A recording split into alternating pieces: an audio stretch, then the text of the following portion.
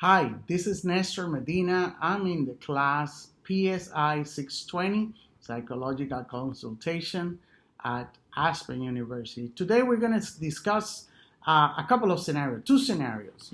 First scenario goes like this. Consider the following two consultants' response to a consultative verbalization occurring early in the consultative relationship. Consultee. The job is so stressful. I never imagined that managing a staff of 7 could be so draining. Everyone have different agendas. No one seems to realize that I can please everyone of all at the time. Consultant 1. It sounds like you feel a lot of pressures to keep everyone's happy and no one seems to realize how hard it is. Consultant 2, just from talking to you for 10 minutes, I can see that you are not assertive enough on your employees have lost respect for you. I think one goal of our work together could be to help you become more assertive. The question is, which one of these two is the most effective response? Why?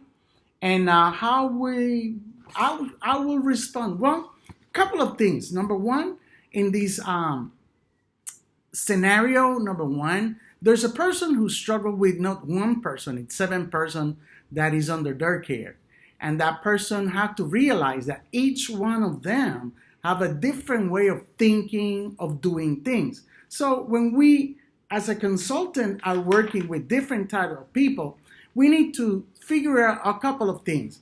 And one of those is domains. It's mentioned that domains are those areas that in which consultants' problem may be conceptualized. For example, the consultee characteristic, the client characteristic, or the inside and outside or larger environment. I personally believe that in this case, it's not really that people have lost respect for these people. It's just that when you manage different type of people, you need to understand that you cannot deal with each one of them the same way.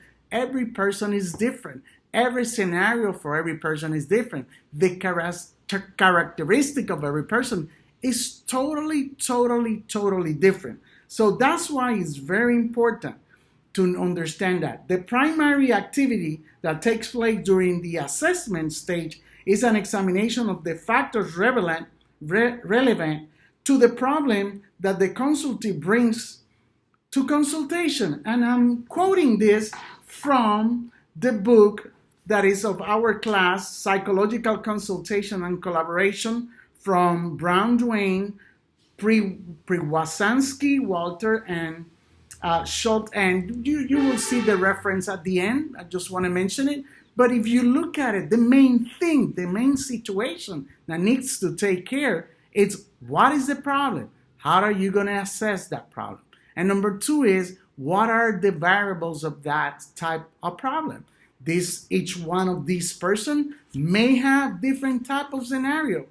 Some of them may have some type of consultee's characteristic. For example, one person is more reliable, another person is not. One is more organized, the other one is not. One is very skilled on the models that they're working with, depends on the model that they're using, solution focus, brief focus therapy, or cognitive behavior therapy. It depends. Each one of them is different. So for me, if I'm dealing with a person like this, the first thing I will try to find out with that consultee is what will be the most effective. Number 1, analyzing why she or he is reacting that way. And number 2 is looking what are the reasons that person feel in that way.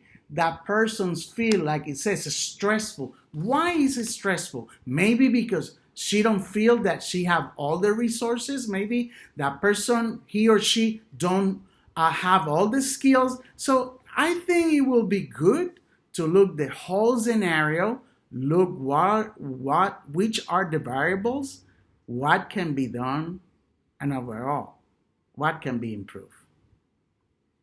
Thank you.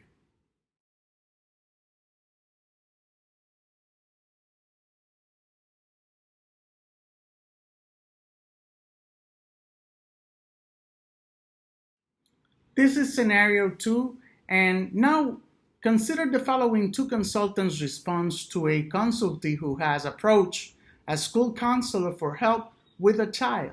Consultee: I am really worried about Madison. She seems to cry too easily. I'm wondering if something is going on at home. Consultant 1: tell me a little more about what you are seeing. Consultant 2: what time is the next faculty meeting? The question is, which one of these consultants been the more effective? And one more time, how I will respond and what can be done? Well, number one is that there's a child involved in here, which is having some times of situation in school, and the counselor, it's asking for the consultants to give them some advice and help. I think there's something very important here. Two things are, for me, are very crucial in this scenario. Number one is, one more time, as it mentions the first consultant, tell me a little more about what you're seeing. Well, what you're seeing refers to, let's do some research of what's happening in this child's environment, what is happening at home, what is happening in his emotion, hers emotion, what's happening even in the school, what is going on, what is taking place that it's making Madison be a little bit upset or a little bit stressed out. Okay, so one of the things that are needed in here is doing a more crucial, more intense assessment, but simultaneously, it's very important to do implementation. Why implementations? Because, for example, the second consultant mentioned, when is the next school meeting? Well, how long it was going to take? Maybe through 3 months, 4 months. Some schools, they don't do meetings every month. They do it every 3 or every 4 months. So that child is going to be in there with a need of being taken care, and is going to pass time. And what this can create is a more development of that behavior. It's very interesting, and I was looking in here that the supervisors or consultant, when they are doing their work, one of the main things, according to a quote that it's mentioned by Bernard James and Goodyear Rodney, it says in here, and I want to share this. The beginning of what will become the Working Alliance is centered on the topic of criteria for evaluation. So what it says in there is there had to be an evaluation. There had to be a reason for that evaluation, and there had to be an alliance. The alliance will be between the counselor of the school.